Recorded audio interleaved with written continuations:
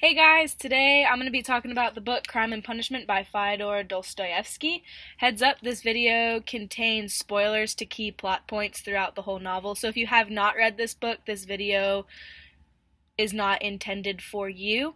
The purpose of this video is to talk about double-mindedness in the book and how Dostoevsky sets up characters to relate to one another. Some of the themes that are incorporated throughout Crime and Punishment are double-mindedness, the Napoleon complex, and biblical allusions. The double-mindedness is brought to front when we hear Raskolnikov's theory of extraordinary people versus ordinary people. The extraordinary people have the ability to almost take out those that stand in the way of their thoughts and beliefs, where ordinary people are either those that just go about their way and don't have the thoughts to be classified as extraordinary, or they're those that stand in the way of the extraordinary people and are taken out by them. This kind of ties back into the Russian beliefs of orthodox versus nihilism, where orthodox is being well with God and having a spiritual well being, where nihilism is the rejection of all of that, the rejection of all religious and moral principles. So you just go about your way for your country and you don't worry about what comes after life. Raskolnikov also has a strong Napoleon complex, where he believes that he is extraordinary and he's above the law and he doesn't have to follow anything. But when he comes to confess at the end, that all comes to a crumble because he realizes he's not extraordinary and he's only ordinary and his thoughts aren't that of above the law. So he has to confess, and that's almost like confessing to a priest, where all of that goes away and he can now be well and right with his spirit and spiritual well-being with God. That was one of the hardest parts for Raskolnikov because he wanted to believe that he was extraordinary, but he just wasn't. One source that I found online really provided some clarity to me. Um, it went into detail of what could have been Raskolnikov's thinking when he was explaining extraordinary versus ordinary and why he might have committed the murder.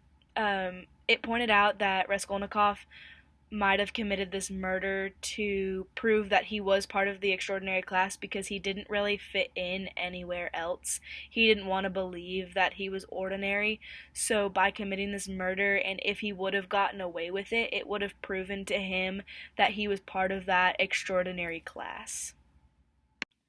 This secondary source from Psych Alive I felt was very good because it helped me understand what Dostoevsky was talking about when he was explaining extraordinary versus ordinary through Raskolnikov's point of view.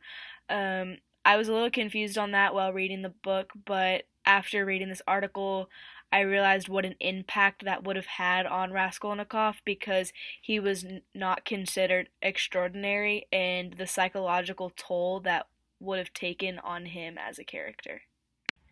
Dostoevsky, throughout the novel, made the other characters that Raskolnikov had intimate relationships with portray his double-mindedness. Sonia, throughout the novel, she was his spiritual side.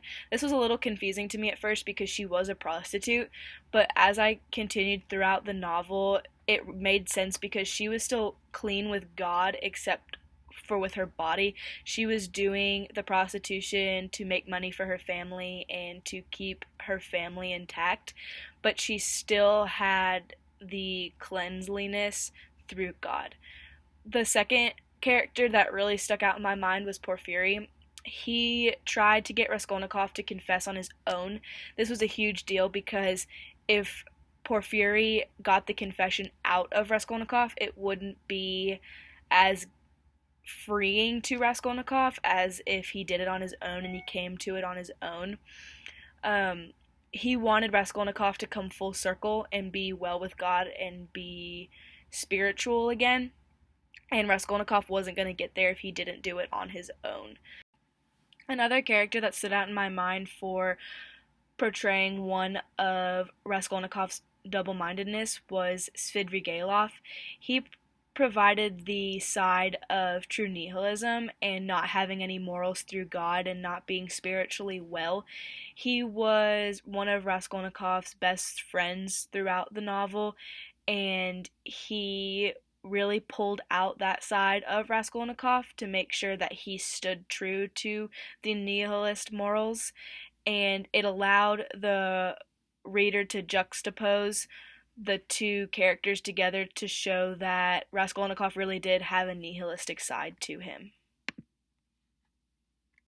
So, in conclusion, Dostoevsky wanted the reader to get out of this that there are two sides to every character, especially Raskolnikov. Raskolnikov had this internal struggle of whether he wanted to be right with God or right with Earth. And in the end, when he finally confessed to the police, that proved that he decided to be right with God. He wanted to have a well being afterlife and he wanted to have that security.